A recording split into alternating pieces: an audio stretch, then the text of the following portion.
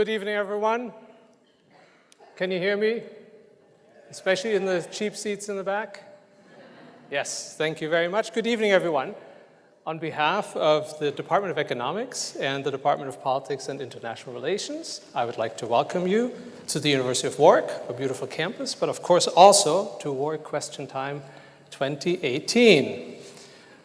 I'm Chris Anderson. I'm a professor of politics and economics here at Warwick, but I'm also the director of the PPE program here. We're delighted to have with us a wonderful panel of individuals who have come from far and near to help us and be with us tonight. I'm going to start on my very left, on your right, over here. On the left, we have Louise Södergren. Louise is a third-year economics student from Sweden. She enjoyed debating on political and social issues since high school when she took part in various debating championships. She also enjoys looking at challenges and problems facing society from different angles. She tells us. Louise is an active member of the Warwick Economics Summit and as talks coordinator and debate moderator. Next to her, we have with us Matt Western, who's the MP for Warwick and Leamington, so we have to be nice to him tonight. He's been our MP since 2017. Previous to his role as MP, he worked for Peugeot and worked on a number of projects related to fundraising for charities, as well as, such as guide dogs and the Royal National Lifeboat Institution. Matt also had the honor of serving as Warwickshire County Councillor and as a trustee of several local organizations and charities. As an MP, he currently serves on the Housing, Communities, and Local Government Committee, as well as the International Trade Committee. And this is my favorite part. He is also a member of the all-party parliamentary group on students. Next to Matt, we have Christina Lamb. Christina is one of Britain's leading foreign correspondents and a best-selling author. She spent many years reporting from Pakistan, Afghanistan, Iraq, Africa, and South America. She's a successful author of several books, including I'm Malala, the girl who stood up for education and was shot by the Taliban. She has won, get this, 14 major awards for her work, including 5 times being named Best Foreign Correspondent of the Year. She was made OBE in 2013 and is also an honorary fellow of University College, Oxford. Turning to my right, your left, we have George Grant, who is a former foreign correspondent and security analyst, who stood as the Conservative parliamentary candidate for Bradford West at the 2015 and 2017 general elections. He worked as a research fellow for the international relations think tank, the Henry Jackson Society, working on a range of topics, including counterinsurgency in Pakistan and Afghanistan and the socio-political roots of Islamist extremism. He also worked as Libya correspondent for The Times and deputy editor of the Libya Herald. He now manages the estate at Stockeld Park in North Yorkshire, his family home. Next to George, we have Dharshini David. Dharshini is an English author, economist, and broadcaster. After working at HSBC and the BBC, she became a business correspondent and news presenter for Sky News in 2009. She later joined the BBC as an economics correspondent and worked on several national BBC programs, BBC One Bulletins, BBC News, and BBC World. She also presented for the BBC's Panorama, BBC One News, and BBC Radio. Lots of BBC in there, I think. Yes. Dharshini's first book has a wonderful title, The Almighty Dollar, Follow the Incredible Journey of a Single Dollar to See How the Global Economy Really Works. It was published earlier this year. And finally, last but not least, we have Harry Ford. Harry is a second-year politics and Hispanic studies student here at Warwick. He serves as an academic officer for the Warwick Politics Society. He says that it's important for him to hear, engage, and challenge a wide range of ideas in order to find solutions to problems we face in society. We're delighted they all made time to be with us tonight. We're also thrilled to see all of you, and we look forward to an interesting and informative evening. If you don't know the format of tonight's event, we have selected 5 questions from about 150 that were submitted. All of which touch on important issues of our time, and the panelists were unaware what we're going to ask them. The students will ask the questions, and the panel will respond. To keep things interesting, The audience will have an opportunity to participate. So please raise your hands if you wish to say something. We have stationed microphones around the auditorium. Please wait to be called on until you have a microphone. Otherwise, this will not be fun for anyone to make your point. So that's it. Those are the ground rules. Here we go. Our first question comes from Duke Wynn. My first question for the panel is, should people be free to choose the country in which they live? Thank you. Should people be free to choose the country in which they live? And I'm going to throw that all the way over to Louise. I think that this is a very interesting question, especially given the context that we live in. We live in a world where currently Trump, parties like UKIP, people like Le Pen, and the Social Democrats in Sweden would answer that question very simply by saying no. We should put up barriers and we should tell people that they shouldn't be allowed to choose where they should live. There should be certain restrictions.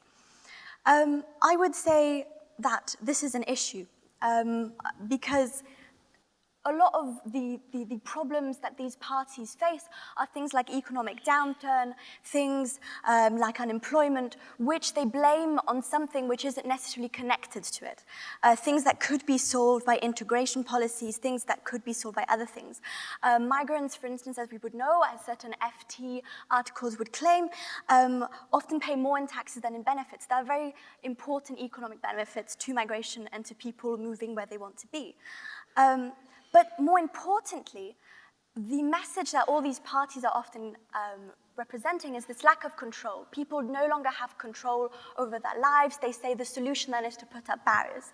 I say that that is not at all the solution. It's, in fact, something that would worsen the issue of gaining control. On the opposite, I think by principle, we should really defend this right to choosing where to be. And why is that the case? Because some choices are absolutely key to the way that you live your life. And I think if you're only going to live it once, you should be able to choose how you do that.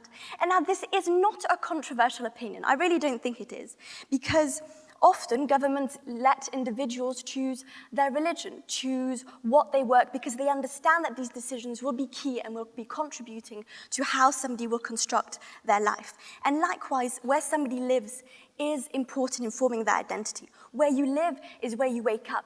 It's who you talk to. It's the activities that you take part in, which in turn develop your attitudes and thoughts and develop who you are and what you contribute to society. Where you live is more than just location.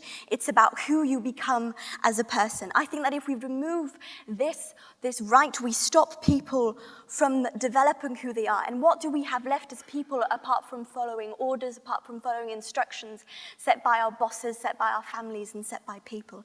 Yes, there are issues with migration, but these issues can be taken into account with certain policies. And I think in the meantime, it is important to defend the principle of choosing where to live. So Matt, how about it? So living where you wish to live is a human right. It means willy-nilly, people get to go wherever they wish to go, pitch a tent, and be happy? Well, it's a very good question, and it's clearly a question of our time. But then I guess it's really applied throughout history. I'm sure all of us in this room, I'd be surprised if it was any different, probably have all sorts of nationalities in terms of our background, maybe our grandparents, parents, where they came from, maybe that they have moved to this country, or maybe they have moved to another. My mother was Canadian, but her origins are from Ireland. My father's origins were from Germany. And through the course of history, we have had people moving for all sorts of reasons, whether it be social, economic, or political. And of course, in principle, I do agree with the movement of people, and I was fortunate enough to be able to work in France whilst we were part of the EU for my career. And it is one of those things that we take for granted when it is a permission for us, we're allowed to. But of course, there is a practical side to it, which often gets not necessarily ignored, but gets lost in the debate. And we have to recognize, in a way I think Louise is sort of alluding to, that there are there is a reality about the provision of housing, there is the reality about the provision of education or healthcare. And the truth is, of course, most migrants that come to countries do so because it's a choice, and they want to live in that country. They want to make a contribution. They want to make a contribution to the culture and the society, but also to the economy. And we have seen for many decades just the benefits that we've had through generations coming here from the Indian diaspora and other. And it's been hugely to our cultural advantage and to our social and economic advantage. So in principle, I agree with it, but of course there have to be some degree of elements of how that migration is allowed to happen, because the concern has to be that unabated, there is this extreme lurch to the right, the rise of the far right across Europe, and that must be extremely concerning for all of us. But Christina, for many people, migration isn't really a choice, is it? No, that's one thing I would take issue with what Matt said.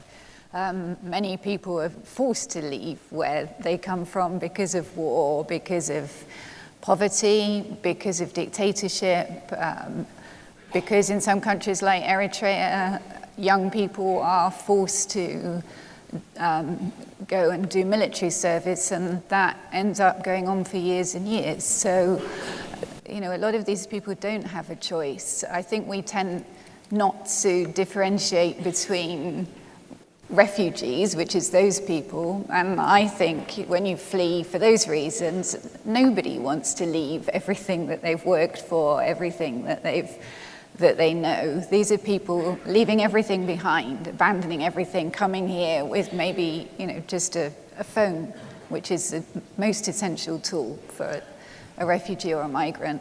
And then completely different are economic migrants who are choosing to go to a place because they think they'll have a better life there. And I guess, your question, in a way, goes to the heart of the vote that we had 2 years ago in this country for Brexit, which was, people are scared of all those people coming in and apparently taking their jobs and their resources. It's a very difficult issue. I think it's very interesting that when you look at the places that most voted Brexit, those are the places that have the least number of migrants generally, whereas places like London, where I live, which are absolutely, it's a completely multicultural city, people were very much in favour, on the whole, of Remain because they see the benefits, they see what those people bring and how it makes, I believe, a better place.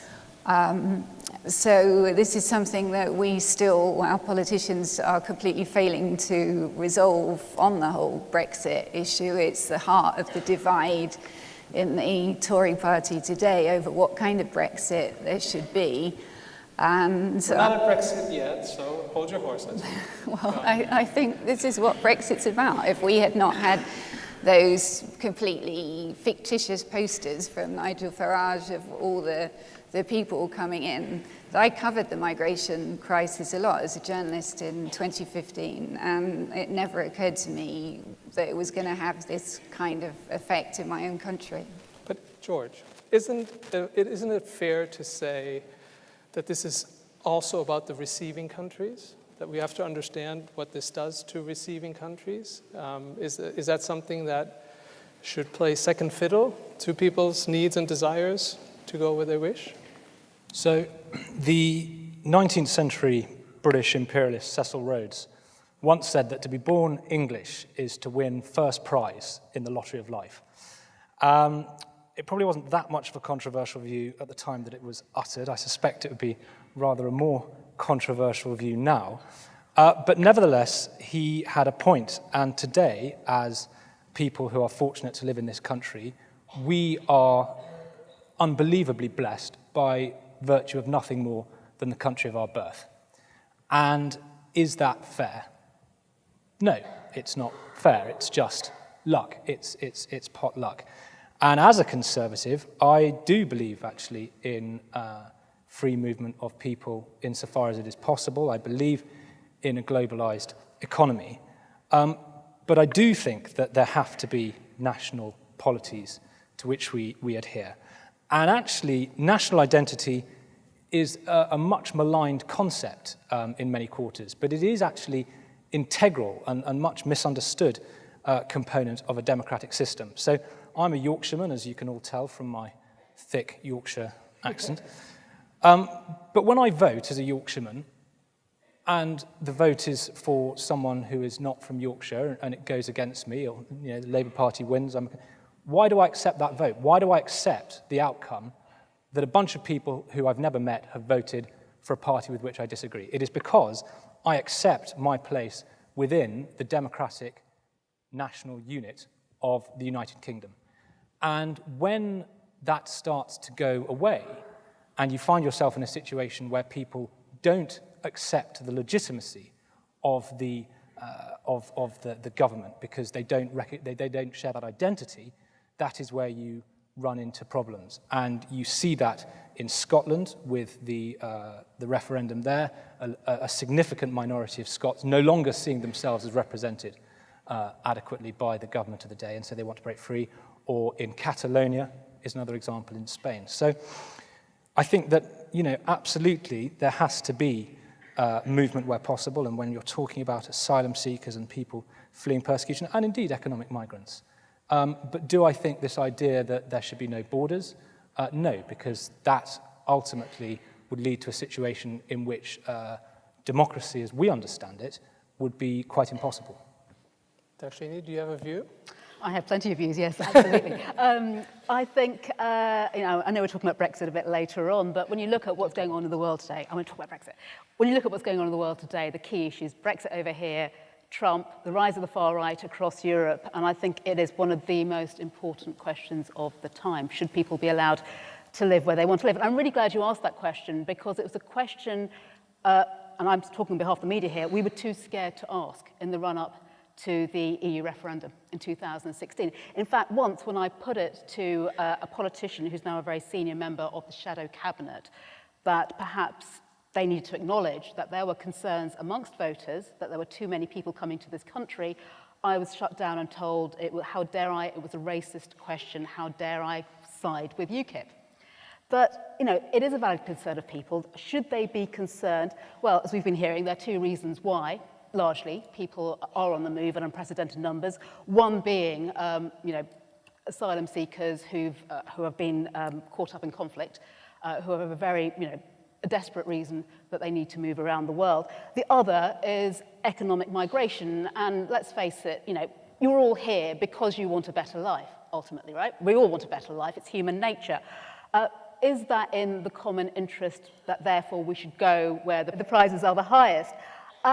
Well, as Louise is saying, there are studies out there which show on balance that immigrants are net contributors to the economy, but there's more to the story than that.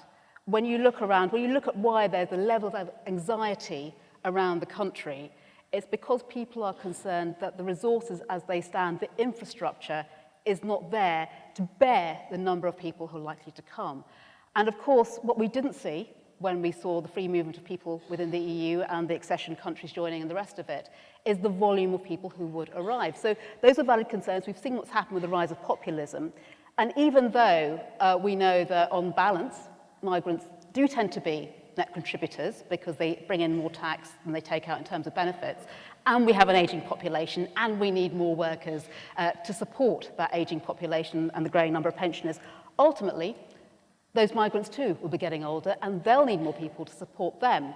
So there has to be some kind of limit. Where do you draw the line? Now, this is an interesting one as well, because does it come down to what we're hearing from our politicians, that we should be thinking about skills rather than certain geographic areas? My mother was a migrant. 50 years ago, she arrived in this country, and she's worked for the NHS ever since. And she's got a really interesting take on this one, because she thinks that, yeah, there have to be limits. She says, I work in the NHS, there is only so much we can support, which is an interesting view from an immigrant and not one that many people would recognise. But she also points out that it's not just about the countries that people are moving to, it's the countries they leave behind. And the fact that when you get vast numbers of people moving towards where the prizes are greater, you do leave behind a population that is poorer in terms of its human capital, right? So you've got this kind of brain drain.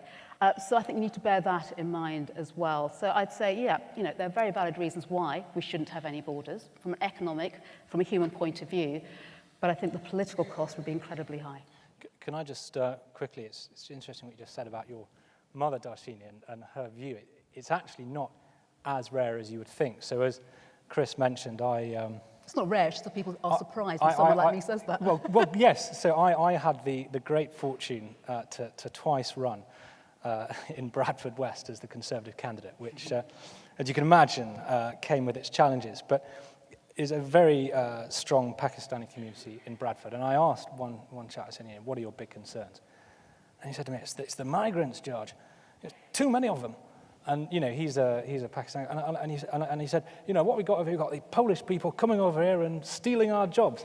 And I thought to myself, gosh, how the wheel turns, you know what I mean? And he was now making, and I was like, have you considered UKIP? But, he was making exactly the same comments that people up and down the country made about him and his parents. So, Harry? Yeah, thumbs up, thumbs down? What do you say? I think broadly, to answer the question, yes, people should have the right to move freely, but with any right comes responsibility and there comes restrictions. So, for example, you people at the back there can't shout fire because that would cause chaos. With freedom of speech, you can't shout fire in a crowded room. It's the same thing that all of us as panelists here, we have a responsibility not to incite hatred as we're talking. That's a responsibility that we take as the right to free speech. And I think that's the same with immigration. We have a right to leave any country that we want, but I believe that states, that's another concept that we debate, but if we're living in the real world, nation states exist, have the right to figure out what will keep a harmonious, cohesive, and decent society. And so, as an immigrant moving from somewhere to another place, you have a responsibility to integrate.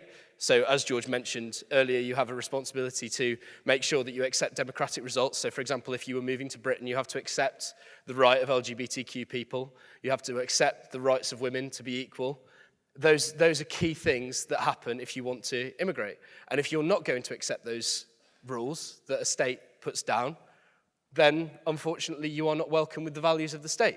And so I think that's something that is very important. Yes, everybody has a right to move where they want, but they have to understand where they are moving to. They have to understand what the customs are of that place, and they have to respect that place. And I think that's very important. And I think when we come on to the Brexit vote later, I'm sure we will, but we've talked already about the economic benefits of immigration. I think no one's going to dispute that, but I think there are, as Dharshini's mentioned, as George has mentioned, a lot of cultural elements to immigration as well. And I think it's all good us being sat here as predominantly middle class, predominantly well-off people, but to be honest, we don't have to go back often to communities where there are 15 different, well, not 15, but quite a few different languages spoken on a street.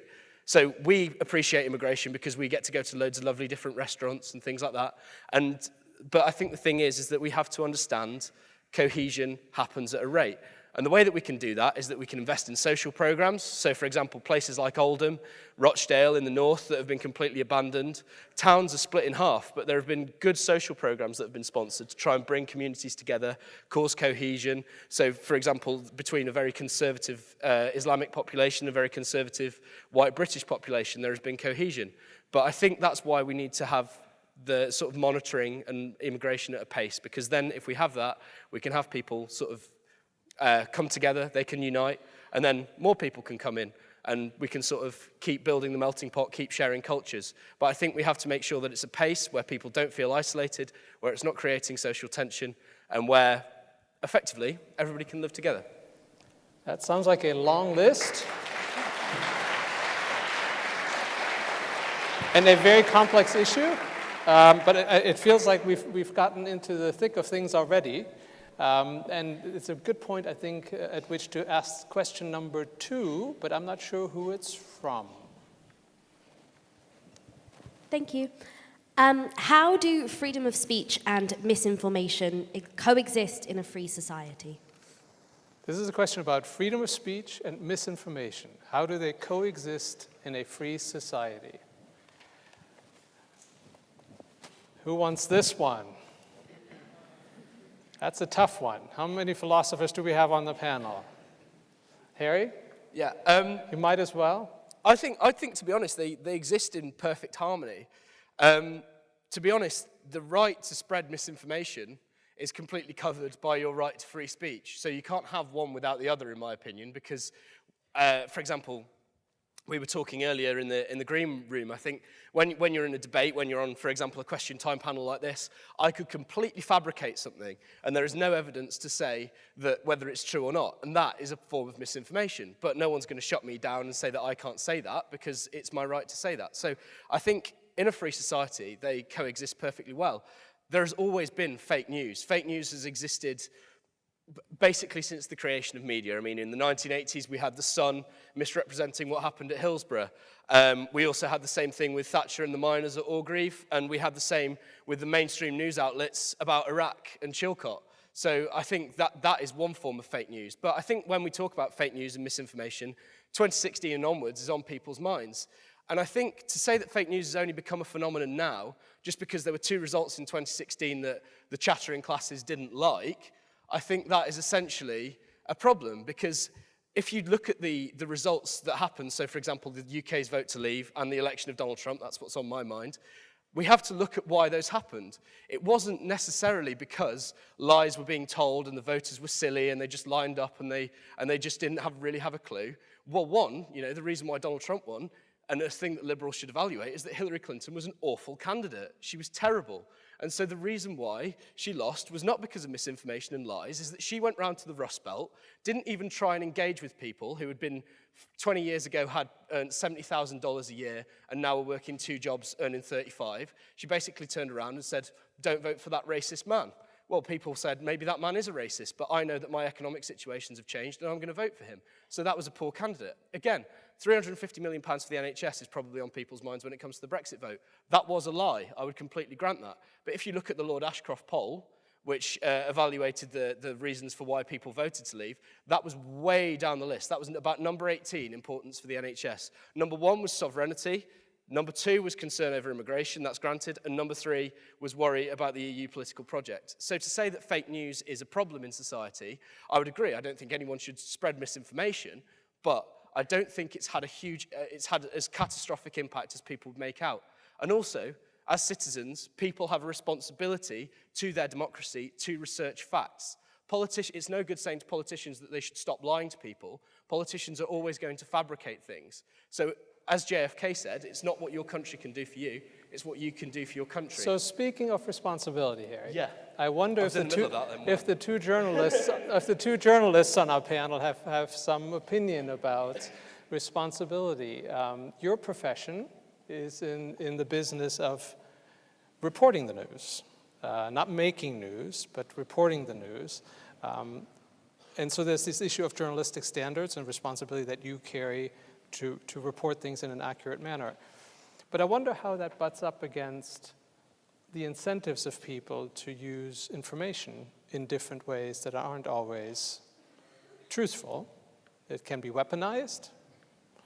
It can be used tactically, strategically. How do you cope with that? How do you manage that in your day-to-day lives as journalists? Well, I would agree with Harry that there's always been fake news. The big difference now is social media, and so it's very easy to spread fake news very quickly in many places.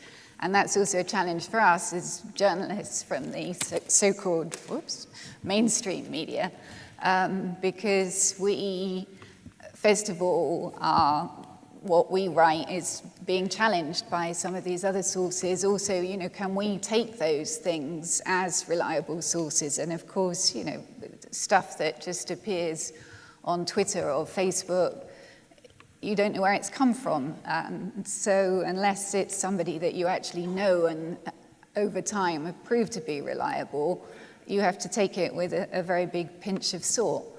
I think the other big change that there's been is this whole idea that there's a sort of alternative truth. We have in the White House somebody who talks about alternative facts. I have colleagues on the New York Times who talk to me about how painstaking meetings that they had and how difficult it was to actually write that the President of the United States had lied. Now, of course, I think Washington Post monitor this every day. I haven't looked recently, but last time I looked, it was over 4,000 lies that he's told since he's been in office. So if you've got the person, the most powerful leader in the world, regularly lying, that makes things very difficult. And you have a lot of people that apparently whatever he says, even when it's things that are absolutely straightforward to disprove, those people will believe what he says. So the United States, extremely divided country now over this. I think that the danger is when we stop being shocked by those kind of things and take it for granted. And I think that there's a lot of discussion, should there be regulation of, should the Facebook and Google actually have some kind of responsibility to not run these things. This is very difficult because do we want to put in their hands the decision whether or not something's true? I mean, some things are obviously fake and they shouldn't be running. They don't run now things that are put out by some of the terrorist networks, the way that used to be able to watch beheadings on these sites. So it shows that they can do it if they are told to. But I have some problems with the idea that they would be the sort of ultimate arbiter of truth. So I think they should have some responsibility, but the real issue is people being educated to actually be able to tell what's fake and what's not. And you will expect me to say this as a journalist from traditional media, but I think it makes what we do more important because we are the ones that you should be able to trust, that we've spent years covering certain things. You know that if you read something in a certain newspaper or by a certain person or on a certain TV channel, that you can trust it. Some people, when the whole fake news phenomenon started, said the reason that it hadn't really taken off in this country so much was because we already have a lot of fake news in our tabloid newspapers. But we do have some very responsible media and we do have very strict guidelines. So, we can't just publish any old thing. Louise, how do you navigate this ocean of information? You've grown up, you're of a generation, you've grown up with social media, left and right. It's available, content and information is available in every which way. What's your responsibility? How do you navigate that world? Well, I think it's a very interesting question, and especially when you were both talking about how fake news has been around for a bit, but it's really something special now. And I was looking at this interview with Christina Lamb, who said, somebody told her, oh, but you've seen fake news before, and she goes, oh no, not like this. And I think it makes quite an interesting point there because she reminds us, as we've talked about now, social media, where we treat stories of equal value. People post their opinions on Facebook, and while we scroll through somebody's opinions, we also scroll through newspapers. Everything is put there of equal value. So as Christine was saying, I think there's definitely a side where it comes to maybe some firms' responsibility to at least outline what is opinion and what is maybe published a bit more clearly. As an individual, something that came to mind was OPVL. It was something I was taught when I was about 12. When you get taught in history class, you say, look, here's a historical source. Think about its origin, its purpose, its value, its limitations. So often we'd spend time reading that and we said, oh, this guy, he worked for this place, so here's the incentive to say this. And I think that's something that we're missing quite a bit, especially in our generation. If you talk to people, I mean, it's an interesting paradox. They say, no, we don't trust our politicians, we don't trust the people running our governments.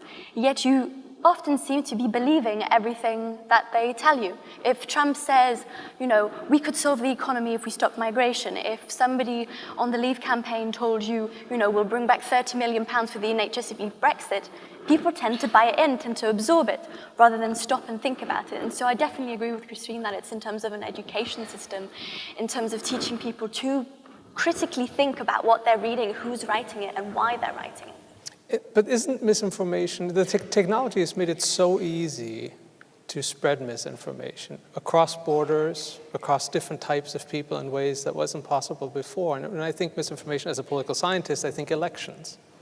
We have two gentlemen here who've run for office. One of them successfully.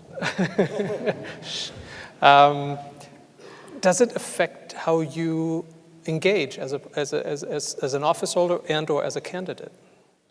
Well, we ran a campaign of, just very specifically on that point, we ran a campaign of 4.5 weeks, and I said all the way through that I wanted to run a very straight, honest campaign, and I didn't want to rubbish my opponent or bring him into disrepute in any way. And I do despair about where politics is going, but where also the news is going. I mean, I got elected a year ago, as you said, and I just find this this kind of descent into the lowest common denominator really dispiriting and alarming. I mean, I grew up in not the halcyon days of the 1970s, but they were slightly interesting because we had Watergate, and we had then Ronald Reagan, and there were all sorts of things you could have accused them of at the time, and certainly subsequently.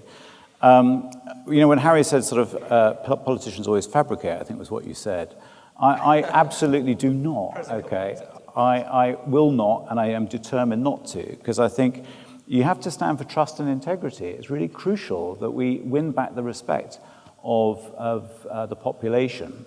But I do despair when I hear interviews on the radio, and I agree with the point about social media. I think it really has damaged what was already a flawed media. I mean, whether it was Freddie Starr ate my hamster, on the front page of. You're too young for that. You wouldn't know that, but look it up on Google. It's one of the more famous headlines from, I think, the 1980s. But there were these kind of really extraordinary things that were being claimed in the media. And of course, now with social media, my fear is that how you consume media is becoming much more narrow, and how it's fed, whether it be through the Facebooks or the Googles or whatever, that they're predetermining how you get your news, and that's the most concerning thing for me. I mean, I grew up reading the Daily Telegraph, believe it or not, and because that happened to be the newspaper that my parents read. But I was always interested in getting different disparate views, actually, to help me formulate my own opinions. And I would just sort of I would urge really that we do have that breadth of source. Having said that, I do get concerned by the way the media runs things. I mean, I'll give you one example. My bête noire, which is Nigel Lawson. So whenever there is a discussion about climate change on the BBC, and some scientists come out with some research. Now, I don't call that fake news. I don't call that fabricated evidence. It is real. And some people are determined to ignore the reality, whether it be what the impact of Brexit might be or the serious damage that climate change is doing us. But the BBC insist, and I actually love the BBC, as it happens. The BBC then bring on Nigel Lawson as the ultimate climate change denier-in-chief to give his very personal views on how he sees it. It's not evidence-based, it's just his view. And that's where I think it goes slightly wrong. But anyway, that's the media. Speaking of the BBC, I wanted to get Dharshini in on this. Yeah, no, thank you. First of all, very interesting to hear your views on this, and I'd like to address the wider point in a minute. But first of all, I hear this a lot. The BBC is not one person. It is an organisation covering a whole breadth of TV, radio, online. Anyway, and it's not a single person. Also, quite recently, they have had a review into their coverage specifically of climate change. And yeah, absolutely. And it makes very interesting reading. When we talk about media impartiality, and they said, one of the things, the findings of this was that we shouldn't talk about climate change as in we need a denier and someone who's talking about it. We need to shift the debate. That is not impartiality. So that is something that is very much in train. But to pick up on your other points about the BBC, no, I love because the BBC. I work for one of the radio programmes My sister works which for the BBC. You mentioned that questions politicians all the time. It's great. Everyone loves the BBC. Everyone has a view on it. That's one of the great things about working for the BBC. One of the great things about working for the British media in general, and I worked in New York as well as a journalist, is that here we have media plurality, and that is, something that we take very seriously. So we do have a range of media sources and voices and platforms for that. We also have regulation in a way that a lot of the media in the developed world doesn't have. And in the BBC, I can tell you, the minute you come off air, if you say something that a politician disagrees with, you will have them on the phone. I know the Treasury very well now for all sorts of reasons that perhaps I wouldn't want to. But on the other hand, it's interesting what you say about politicians not being taken into account for saying the wrong thing. As we've been hearing, fake news has been around for a long time, longer than any of us, right? But unfortunately, it has become a lot more prevalent. And one of the reasons for that is the rise of social media and the fact that social media platforms are not regulated in the way that traditional media is. So as you see those sources multiply, there is greater pressure on traditional media to keep up and compete with these, right? And at the same time, it's emboldened certain politicians to come on air and say the most ridiculous things. Now, if I quoted a random fact at you right now, you'd have no way of checking whether it's right or wrong. And I'm afraid that's the same thing when you're on live broadcast. So, best will in the world, the media's not always going to pick these things up. But the encouraging thing is, and this is not just the BBC I'm talking about, there's been a rise in fact-checking organisations. Fake media's been great for the rise of fact-checking organisations, and that is a very encouraging development indeed. One of the things we like in this country, of course, is freedom of speech. But I think alongside that, to go back to the original question, is responsibility as well. It's interesting, in the last week, the man known as Tommy Robinson was given an interview on Sky News, and there's been a number of complaints to Ofcom. Half of the complaints, well, I'm generalising here, but a lot of the complaints have been about the fact that they gave this man, who's been convicted of all sorts of things, including violence against women, a platform to express what some see as extremist views. On the other hand, his supporters are complaining that his interview was edited in a way that diminishes his right to freedom of speech. So I think what I'm saying is here, the media's stuck in a very hard place right now. It's not great. It seems like we're just getting warmed up with some very interesting topics, and I have a feeling that the next question will get us even more worked up. I just want to say, good thing. one other thing on that issue, that one problem, as we all talked about, was the rise of social media, but it's happening at the same time that traditional media is really suffering financially. So we're all cutting back the number of journalists that we have, particularly my area, which is foreign news, is the most expensive. So actually, you're not getting in the same way that you used to, those sources, sending people on the ground, really seeing what happened. So this is a big challenge, I think. And can I just say on that? I think I didn't mean to demean the BBC in any way. You're very polite, aren't we? No, it's like saying something bad about motherhood and apple pie. It was just an example. But no, we are lucky to have impartial news broadcasting in this country, and we must protect that. And in 2010, there was a move to change that, and thank goodness that never happened. And that was one of the great things that has come out in recent years. I really want to move it on because there are several more really interesting questions that the students have come up with. So I'm going to throw it. I'm going to use the chair's prerogative and throw it to, I think it's Remy Trovo. Am I saying that right? Here's a question. Is it still possible for the UK and the EU to reach a Brexit deal? I knew you were going to like this question. Is a Brexit deal still possible? And of course, I was going to throw that immediately to George. Well, because I'm already starting to doubt the impartiality of the chair. You've denied me the opportunity of telling my brilliant Ronald Reagan Premier Gorbachev story. Then. And so, no. Go on. And you've thrown me in at the Brexit. I was trying to get through this entire debate without mentioning Brexit or Donald Trump once. Impossible. But you have forced my hand. Yes. So, look, we had to get there at some point in the evening, didn't we? What's my view on this? Well, that sounds a bit too much like your party leader. Really? I'm strong and stable, strong and stable. What's my view today? I voted to remain in the European Union. in 2016. And I did so for thank you, I'll take it where I can get it.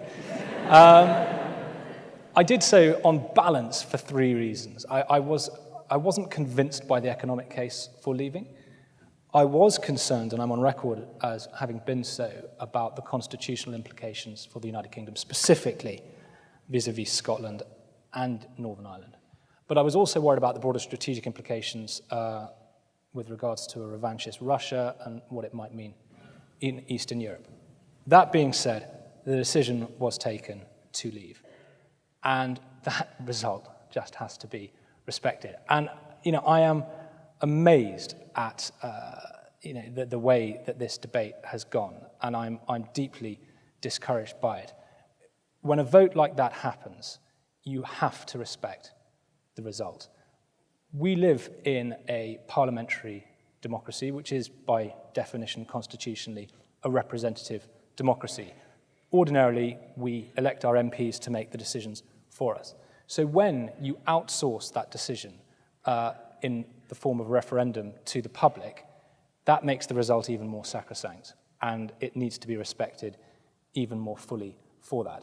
And when you have a general election, this whole talk about a so-called people's vote, no one, when you have a general election, says, right, well, I didn't like the outcome, so let's have another election before the government has even had a chance to assume office. Yes, once the government's had a chance to assume office and it's done things that it said it wouldn't do, you can have another election 5 years hence or 4 years hence, and you can vote again. With a referendum like this, the outcome is obviously even more profound. Once we leave, if indeed we leave, then yes, 5, 10, 15 years hence, have another debate about it. But you cannot simply overturn the decided will of 17 million people before the result has even been implemented. That is an absolute nonsense. It is a total affront to democracy, and I say that as a Remainer. Now, fundamentally, this is a political issue above everything else, and people predict Armageddon with Brexit. And I am consistently, one of the reasons I think economists always get things so wrong is that they consistently overestimate the impact that political decisions have on highly diversified free market economies. And I have no doubt that the United Kingdom will be able to succeed as an independent country outside of the European Union. And the final thing that I would say on this is one thing that really depresses me as much as that is that the United Kingdom is a country within Europe. It is it is arguably, in terms of our international reach and capabilities, the most important country in Europe. And there is absolutely no reason why the United Kingdom cannot succeed outside the European Union, but inside Europe. And I think that people within the European Union, and the Commission in particular, confuse the unity of the European Union with European unity. It should be absolutely possible to have the United Kingdom outside of Europe, but working as a friendly partner. And this decision by the Commission to punish Britain for its decision, and be under absolutely no illusions that is exactly what it is fundamentally short-sighted, because you are potentially making an adversary of a country that shares European values of free speech, the rule of law, the free market, and all of those things. You are making an adversary of it at a time when, looking beyond Europe's borders, we need to be coming together. And it is quite possible to come together as a European continent outside the European Union. And even if you don't like it, too bad, because the people voted in 2016, and we have got to respect that result. So I want to pick up on a word, on a very little word a small word that George used, and that's the word if. He said, if we leave, we're going to be tied, according to Mr. Hunt, to something that resembles the Soviet Union. Matt, what do you think about that? About Jeremy Hunt's comments? Or? No. Will there be a deal? Well, just a few things. First of all, I campaigned hard to remain. Warwick and Leamington was the only constituency in the West Midlands that voted to remain. And it was really alarming. I found myself going to the airport on the 16th of June back in 2016, driven by a Romanian taxi driver who sort of said similar things to what you were finding in Bradford. he said, we want out, we don't want any more foreigners, was what he said. And I was really alarmed at that. Then there was the Joe Cox murder, and I thought, this is getting really out of hand. This country is getting so divided, and it's really pernicious what's happening, particularly in the media. I think one of the reasons I decided to put my hat in the ring and get involved in politics, I think politicians let us down badly. So did all our leaders in society, whether they be business people, maybe even academics, for not making the case in the public sphere about just how important being in Europe was, whether it be the peace that we've enjoyed. Some of us grew up in the Cold War of the 70s, and it was really, it's very difficult to describe what it was like, but it was a very uncertain, very quite terrifying place when I went to the border with the East Germany back in the day. I think in terms of whether there will be a deal, so I sit on the International Trade Select Committee. We've spent over 2 years not making a huge amount of progress, I think is by common consent, so it's not really party political. My concern is, rather like if you're in a business and you decided to merge or to leave a country and move all your assets to another, you have to do a lot of planning to do that. It's not straightforward. And what I'm hearing in the International Trade Select Committee from trade negotiators, from international trade lawyers, from business federations, representatives, and unions, is that we are so far off the pace. We do not have the skills. We have not recruited the talent to actually see these sorts of deals put in place. And no one has really thought through what is actually going to happen to our borders, whether it be at the ports or inland from our ports, whether it be airports or our seaports. So I am working hard to make the case for what I believe we were misled, whether it be the interference from Russian interference in terms of the voting. I think I'd be very interested to know how many people here actually could have voted. Can you put your hands up? How many could have voted in the referendum? Not many of you. Well, back in 2015, the government actually of the day asked everyone to re-register to vote. And as a result of that, a lot of people fell off the voter register, which I think was a huge disservice, as it turns out, to the public. I would say practically we should extend Article 50. I just don't see us being able to do this in time. I'm extremely concerned because of the reality of what is benignly described as no deal means the most serious thing of all, which you'll probably all appreciate, is reverting to World Trade Organization tariffs. But even the deals that are being discussed, sort of FTAs, that will lead to a significant economic cost for us of, say, 4.6%. In the West Midlands, as a manufacturing-based economy, we're going to see, if it went to WTO, a fall of 13% in our GDP. Now, the US depression of the 1930s was an 8% drop in GDP, to give you some sort of context. And that's how serious it is. So rather like you deciding to rent a flat maybe in South Leamington or Earlston or somewhere like that, and you decide that you really want to rent that flat, then you actually go and have a look at it, or someone goes and you realize it's got damp or it's got substance and it's got mold, etc. And you think, actually, do you want to go through with this? That's where I find us, and I really think that politicians have to spell out, and industry leaders and academics, just the seriousness of the consequences of this action. Because, the referendum was flawed at the outset. If either side had won by 100 votes, it would have gone through, and there was no constitution to support this properly. I do believe, actually, there should be probably a second vote. But I think before that, we should get to a general election. Matt, I'm sorry to say, but speaking as one Remainer to another, and I did vote Remain.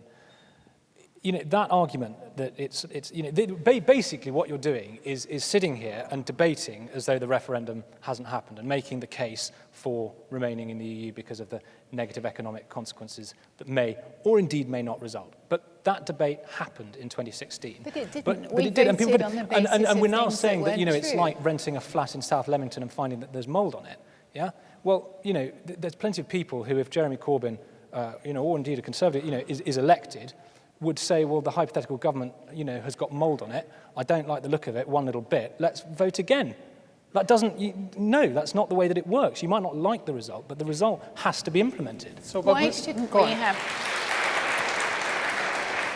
Now that it's become clear what effect it really will have, but I don't why think it should has we become not clear. have the I just right think there's a lot to of people vote? making their view known. And this comes back to the whole what But is you fake accept news that and what is the- facts you know, and what that is opinion. what was I think we're talking printed about on the opinion here, not facts. You accept that what was printed on the side of the bus was a lie?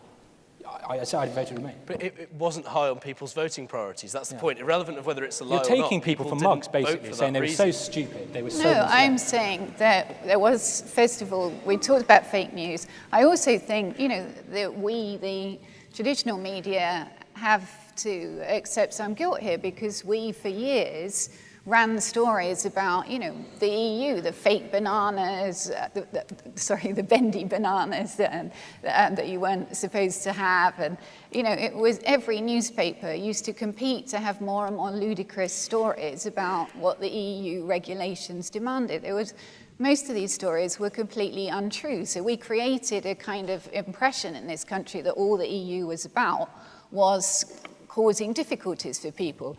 Nobody really made the argument that Matt made during the referendum debate about peace and the fact that we've, under the EU, have had the longest period of peace in Europe for hundreds of years, which is something I think is very important. Something I see as a foreign correspondent traveling around is we have absolutely lost our influence in the world. We had far more influence than we should have had, really, as a small country, because of our global history, and that's just sort of disappeared overnight because of Brexit, because we are so focused on that. We can't think of anything else, and we look foolish in the eyes of the world because we can't come to any decision. I think it's 179 days now until Brexit's supposed to happen.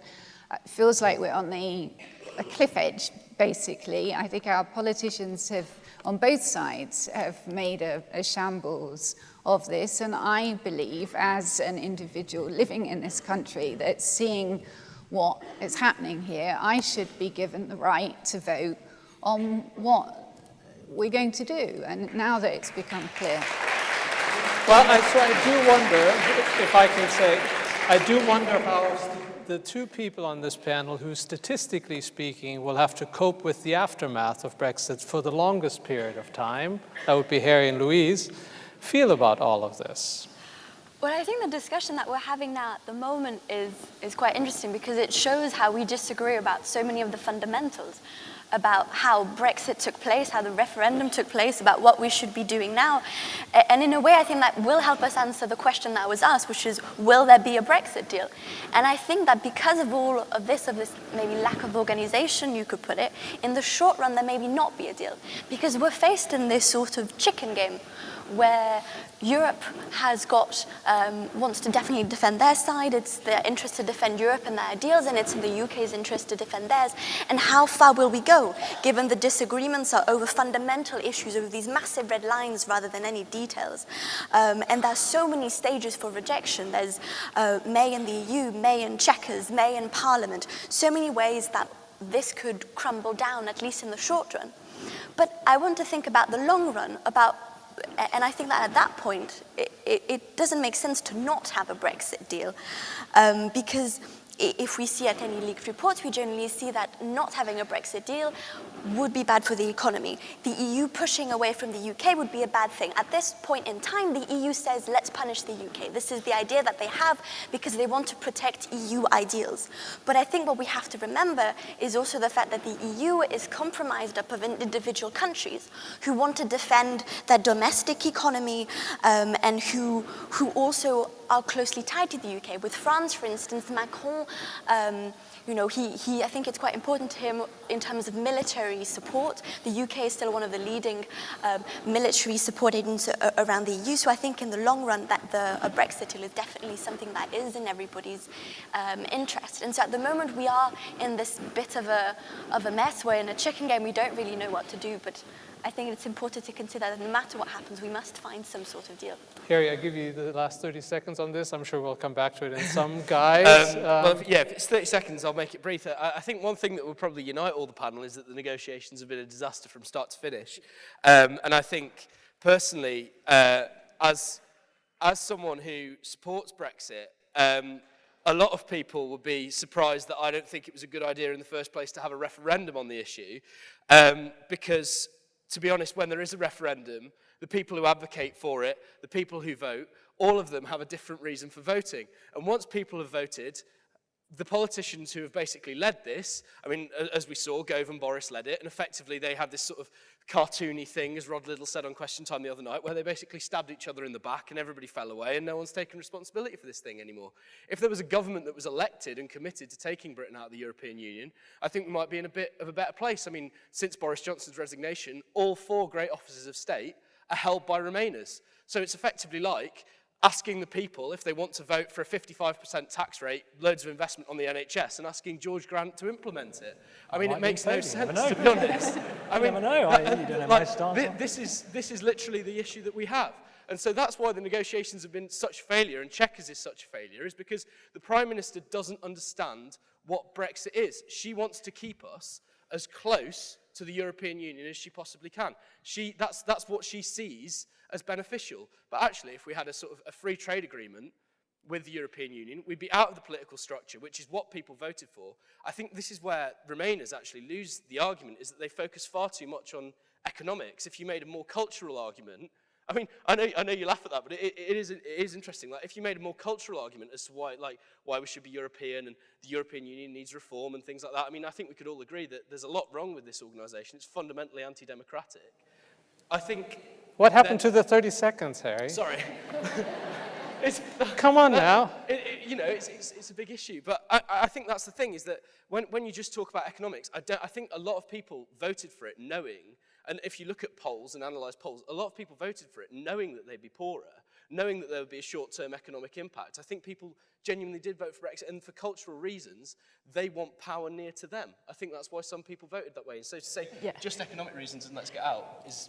Can I have 20 minutes on the economics of it? 20 minutes or 20 seconds? Oh, take me more. 20 seconds. Come on, they've had 20 months so far. I think ultimately, what are you going to remember about all of this? And you look back at what's happened over the last 2 years or so, ultimately, the favourite flavour of snack when it comes down to it for all the negotiators is fudge. And when you look back at where there's been things unveiled, go, look at this, we've got preliminary agreement on this. The last time they did this, Michel Barnier had a press conference, and I think it was David Davis, remember him? And they stood up and they highlighted all these, the document, and said, look, 73% of this, or something like that, is highlighted in yellow. That's the stuff we have agreed in principle. We've got the makings of a deal here. And the rest of it was in green. But as anyone who's done an exam paper knows, you can do 73 questions, but if they're only going to get you 1 mark each, and the bits you can't do are going to get you 5 marks each, then frankly, you haven't got very far at all, and you're not past making the grade. And I think it'll be the same when it comes to this. Ultimately, what people forget about the deal that's going to be in place by next March is the withdrawal deal. It's not about our future relationship in any great detail at all. So my belief is there will be a fudge. And ultimately, even though we sit here talking about deal or no deal, don't forget, for a lot of companies and businesses, Brexit has already happened because they're having to make plans for what happens post-March. So if you're a bank, or indeed if you're importing, exporting, all those people showing at London Fashion Week who are thinking about making clothes for next spring, they've already had to put plans in place. For them, Brexit has happened. Last 10 seconds to George, who started us off, and we'll conclude. Okay, I'll try and be really fast. I really take issue with this idea that it's all about, the economy. And I'm a Burkean, right? So I don't always think that what looks good in principle necessarily works in practice. But there is no doubt that on first principles, there are many reasons to be anti the EU. This whole project to build an economic union, you cannot have an economic union of common exchange and interest rates without a common fiscal union. You cannot have a common fiscal union in the long term without a common political union. And to go back to the first question, you cannot have a common political union without everyone within the EU or the European area effectively voting for a single European government. From philosophical principles, that's where it takes you. But we are so far from that place. And the thing that annoys me is that everything gets so divided down party political lines. So Brexit is now seen as the hard right option because that's where Gove and Boris stand. And being pro-EU is seen as like the groovy, progressive thing.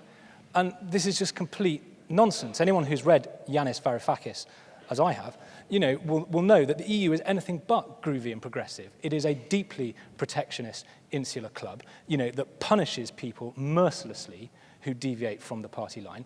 And so all I'm trying to say is that, the idea that, well, just because we think that the economic forecasts aren't great, that's reason enough to just run the vote again. No, there are very good reasons, quite beyond that, why people are anti-EU, and I think we have to respect those views. We will now switch gears slightly to maybe get us into slightly more calmer waters, for a little bit at least, for a few minutes. And I think we have a question from Rajveer Sira. Where's Rajveer? Will artificial intelligence ever replace economists? Will artificial intelligence ever replace economists? You should answer. Yeah. The only thing I can say to that is artificial intelligence is no match for natural stupidity. Beyond that, I haven't given it a whole lot of thought, but I really think that this is a question about technological change. It's really a question about automation. It's a question about the future of work in some ways, and how we will work in a world of algorithms and automation. And I'm going to let one of our younger panelists, Louise, take a stab at that. Well, I'm just going to start off by saying that I absolutely love this question because it's a lot more than just about economics. It really digs deep into one of our biggest fears and one of the ones that we talk about so recently. Are humans ever going to be fully replaced by robots? That seems to be a huge debate. And here at Warwick last year, we had the Warwick Economic Summit, which is a conference run by students. And we invited Dr. Cortes, who does research in this from Canada, as well as Mark Purdy, head of Accenture. And they were saying that, well, you know what, robots are going to take control of a lot of things in our society. Things that they'll leave, perhaps for the moment, are things that are more creative sides, things that require more specific and minute skills, such as surgery. So you get this idea that, right, okay, so robots are slightly taking over. Then you read this Homo Deus by Dr. Harari, which is one of the biggest sellers of the year, and he tells you that humans have nothing special to them. We've got no soul. That is just explained by biochemicals, and we are going to be replaced by robots. And I remember when I finished reading that book, which was over the summer, and I thought, oh my God, we as humans are doomed. What are we going to do for the rest of our lives? What are we going to do as work? Sit on the beach. That was a possibility, although I was on the beach while I was reading the book, actually, funnily enough. But at that point, I was a bit more panicked, and so I thought I might talk to my grandmother about this, who I lived with, and she said something, I think, which is quite important. She said, we as humans, we created robots, but robots wouldn't think to or wouldn't be able to themselves create a human. And I think that captures in essence something very important about this debate, which is the fact that we shouldn't let ourselves be overwhelmed by AI. We should embrace it and be happy of the benefits that it gives us. But we should think and remember that we can think for ourselves, remember that we can organize ourselves, be creative, and grow and learn incredibly rapidly. So I think that's something that we must keep into context in this debate. Matt, you've worked in the automotive industry, you're on the trade committee, you are a member for the Labour Party. How does it affect how you think about, how does automation, artificial intelligence affect how you think about these topics that you work on? It's, as a subject, I find it concerning, maybe because I'm a Luddite necessarily, but I think automation has a role, and it has obviously through the ages has improved living standards in some form or another, and this is the latest manifestation of it.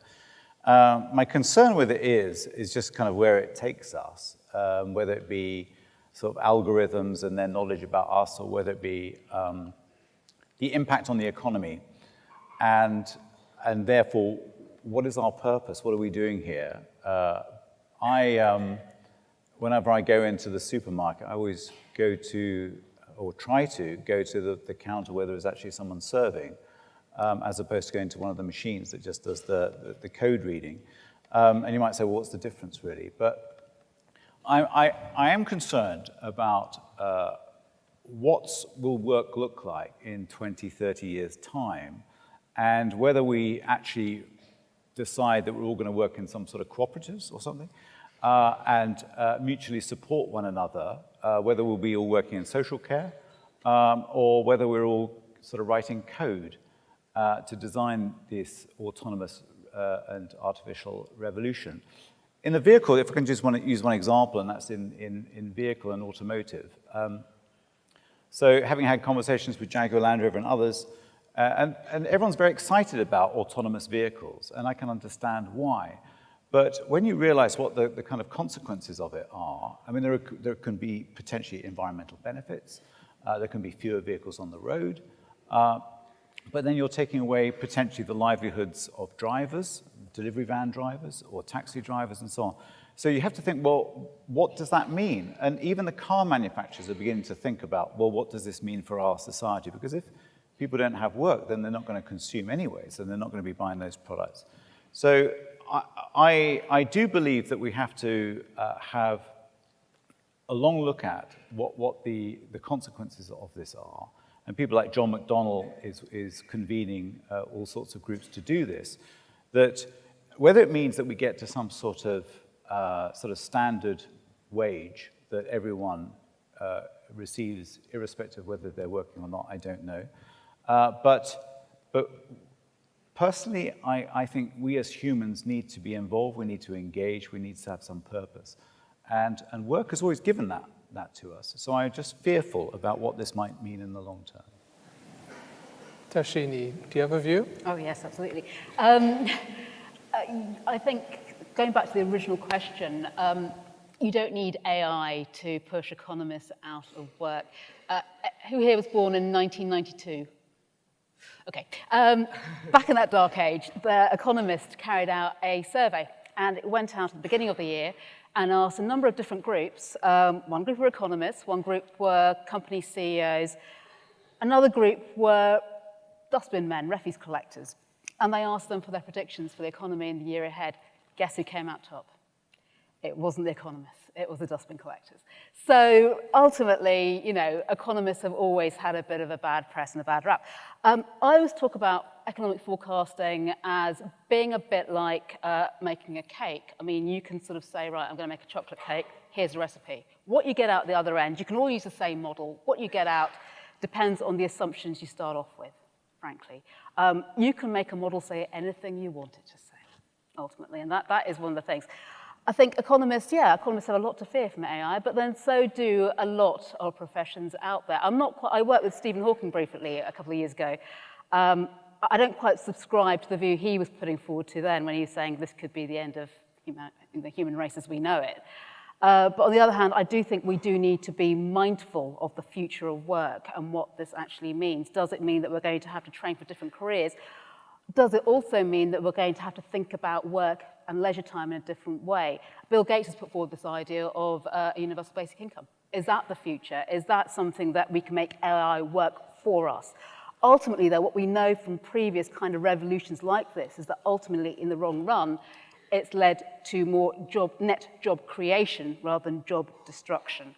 My hope is very much that AI will be the same, but the future world of work could look very different indeed. So, George, does government have a role to play here, or should we just sort of let the market go wild and see what they come up with? Algorithms that tell us what news to read and... Well, no, absolutely.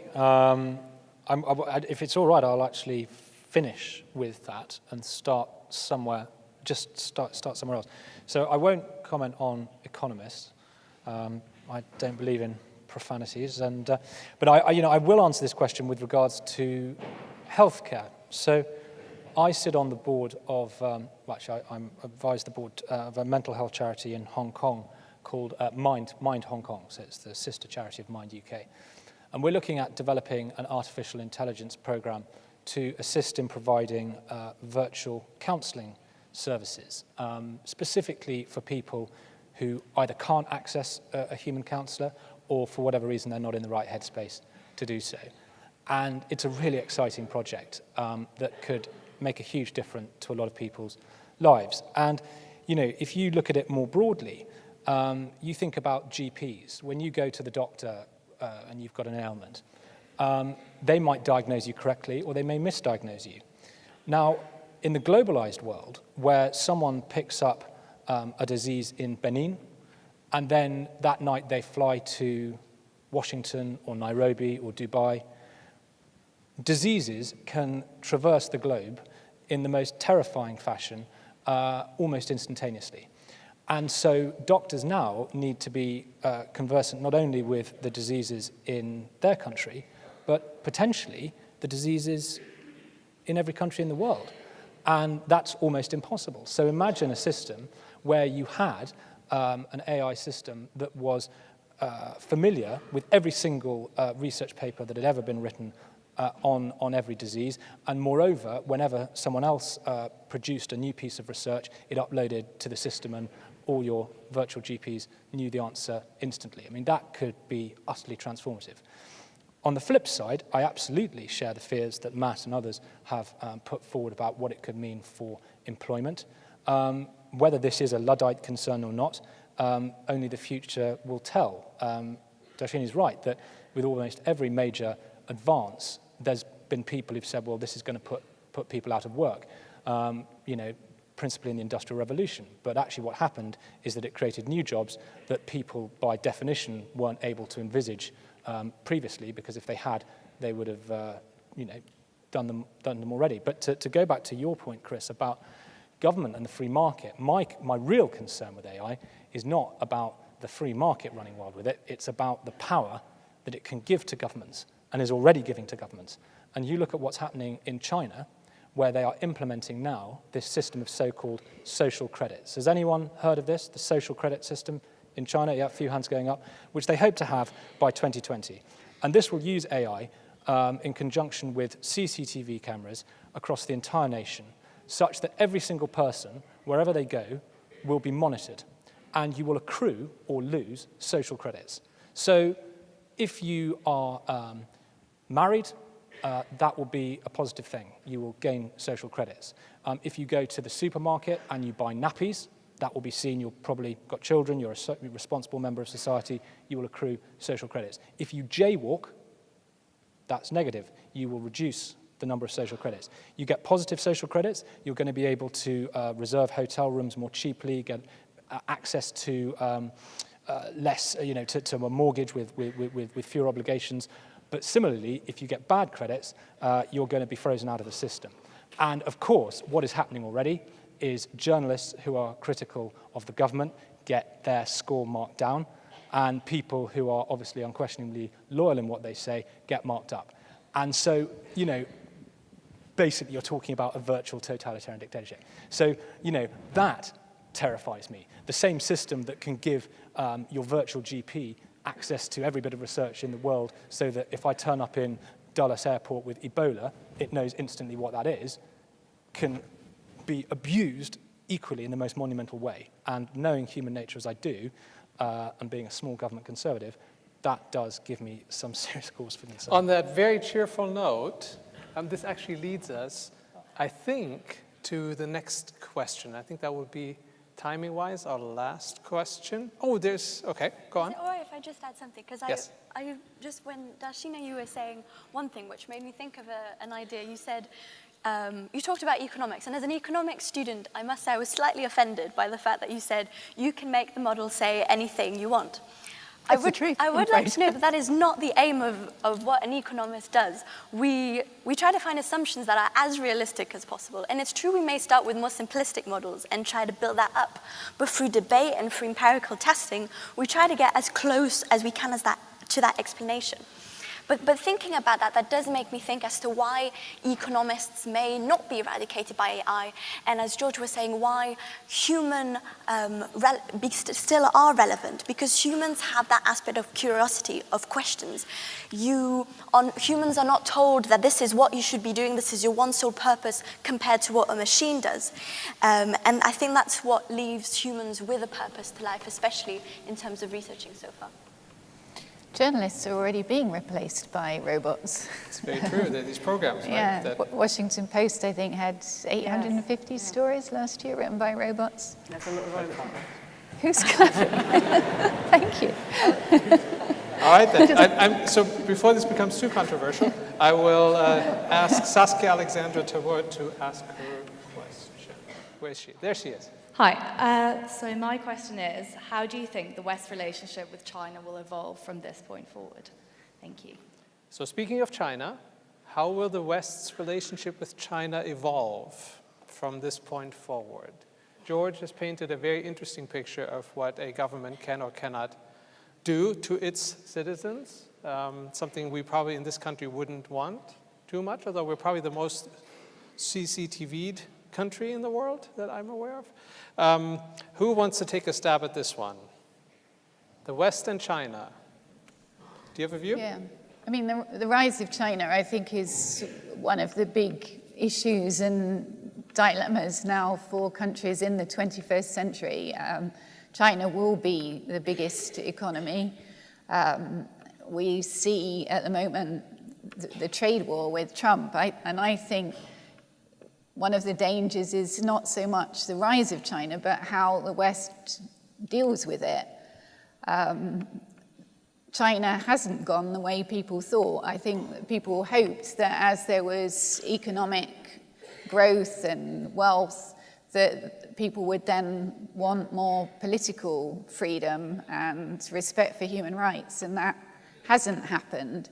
So we're having to deal with a China that's grown enormously and lots of wealth and private companies, but is still the same kind of totalitarian model and kind of things that George was just describing. And this is something I think people really don't know how to deal with. It's not clear whether, as China gets ever more powerful, whether it will stay part of the current order or whether it will try and change the order of things. And we're already seeing China behaving in a way I haven't seen in 30 years of being a foreign correspondent, in that China is interfering in not just building things and taking over railways and factories and mines in many different countries, and you see it particularly in Africa, almost everywhere you go. I was just actually on holiday in Zanzibar in an island called Pemba, which is very remote, and in the middle of nowhere there's a huge Chinese-built hospital and a Chinese jetty. So, everywhere that you go now, you're seeing the Chinese moving in. But they are taking things, making political actions in a way that they didn't used to. So, for example, the coup in Zimbabwe in November last year only took place after the Zimbabwean army chief went to China and got the blessing of the Chinese. The Chinese are now very active in Afghanistan, in what's going to happen in discussions with the Taliban. This is something new. We didn't see them kind of getting involved in these issues before. So I worry about how we react to it. We don't really know what it means, what they're going to do, but then you have somebody like Donald Trump in the White House who's put tariffs, I think, on almost half of Chinese imports now into the US. And having a trade war between the world's two biggest economies cannot be a good thing for any of us. And just one final thing, I think slightly ironic, that having somebody so unstable in the White House actually makes the Chinese look like very responsible leadership. Dharshini, China, friend or foe? Interesting. I was going to say it's a dysfunctional marriage between the US and China, rather because we think of them as foes. And when you look at the current trade dispute, it's easy to think of it as a playground spat, and it is. But in actual fact, it's more like a marital tiff, because the two are now codependent, America and the US, very much so. The US consumer, $1 in $6 of world GDP, who's sort of supplying the liquid that sates that thirst? It's China making the cheap goods still, ultimately. Walmart buys more from China than the whole of Germany does. At the same time, when you look at this trade war that's going on, and you think, right, okay, that's it, there's going to be all these tensions, and ultimately who's going to lose? It's going to be the consumer and producers around the globe, because don't forget, supply chains are now global. They're not just in one country. If you've got an iPhone, the components in it come from over a dozen different countries.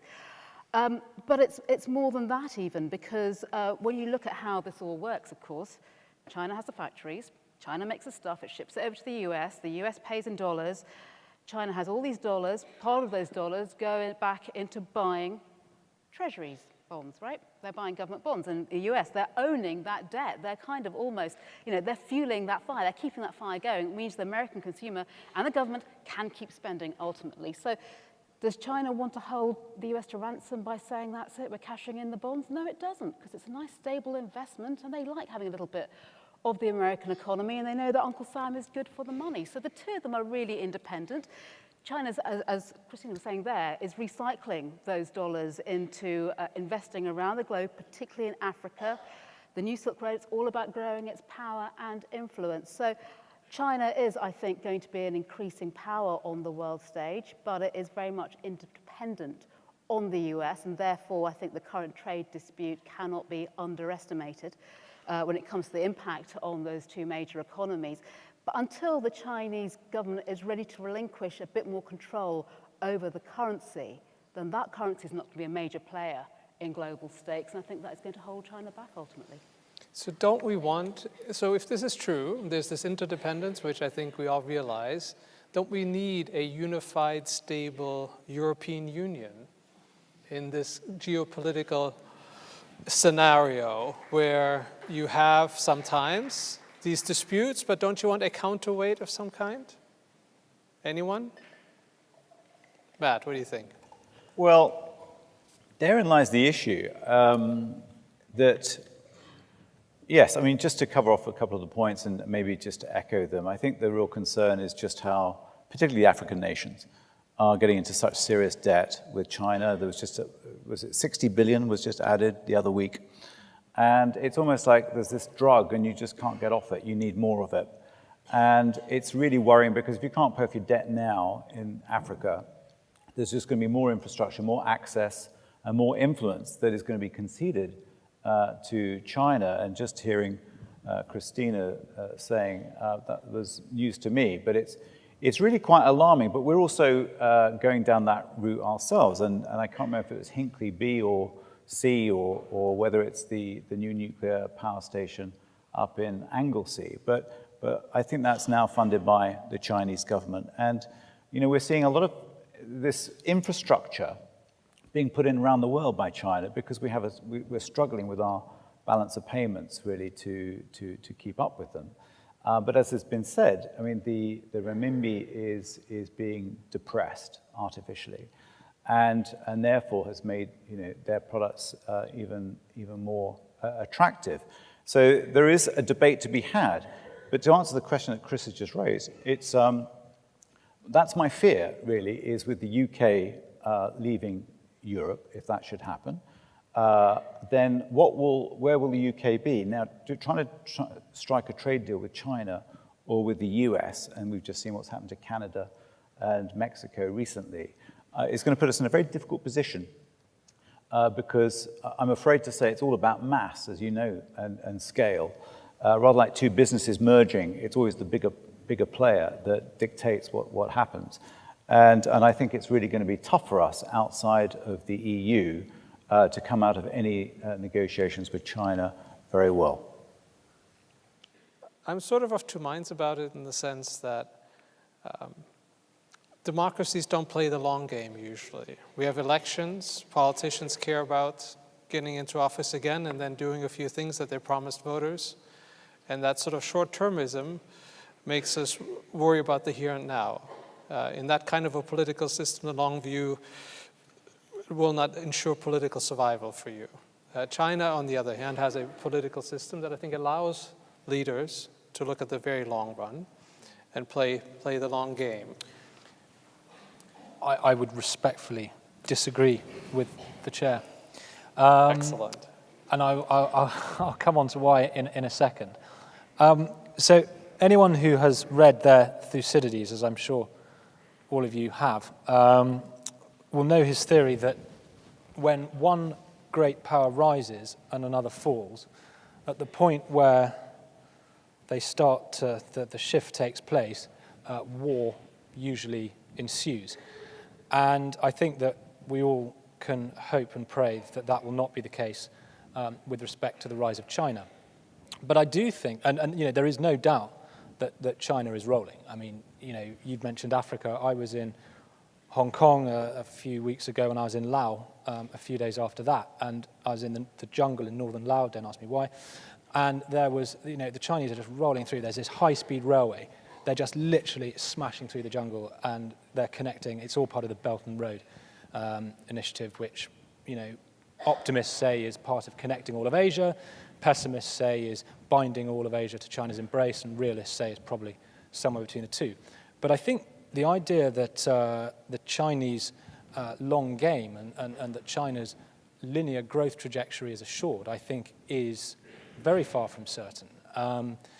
You know, we've seen what happened with the 2008 financial crisis. We assumed we had a system that was going this way, and it turned out that that was not so. Subprime is another example. And if you look at China's economic growth, both pre and post the financial crisis, on paper, it actually, I mean, there's a bit of a dip, but it looks quite consistent. But actually, if you lift the bonnet up, what you find is a huge shift in Chinese economic policy pre and post 2008. So pre-2008, the growth was predominantly based on the export model. That then, you know, that was about 9% of Chinese GDP. Post-2008, that fell away dramatically to about 2%. And so instead, to plug the gap, they have just engaged in this colossal investment program and borrowing. And this, many people who are watching China closely think is unsustainable. And, you know, actually, the social contract that exists in China between the Chinese people and its government basically is one where surrender your political rights and we will deliver you economic prosperity, but also national greatness on the world stage. If that economic merry-go-round stops spinning for whatever reason, I think it is anything but assured that China will be the strong and stable, to coin a phrase of a great conservative politician, you know, that you predict. And actually, democracy's weakness is in many respects its strength. We have that safety valve. We're not long-term, but the fundamentals, you can replace your government and try for something new, we have. And, you know, I would just say that, you know, it's very easy to belittle the UK. I mean, we are actually, on the fundamentals, still, I think, a force to be reckoned with. In terms of that, we do have a strong, empowered middle class. We are still a major economy.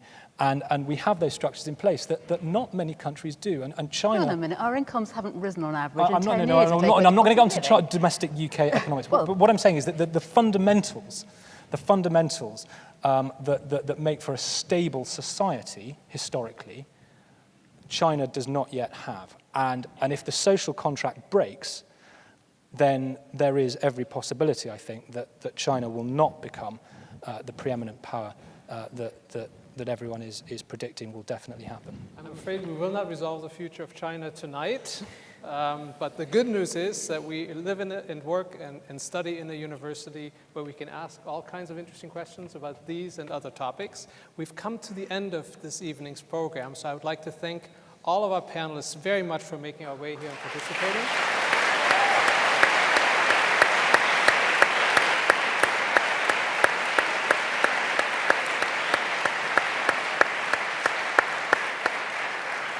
And of course, all of us would like to thank you for listening so patiently, so attentively, for spending your time with us this evening, and we wish you all the very best for this term.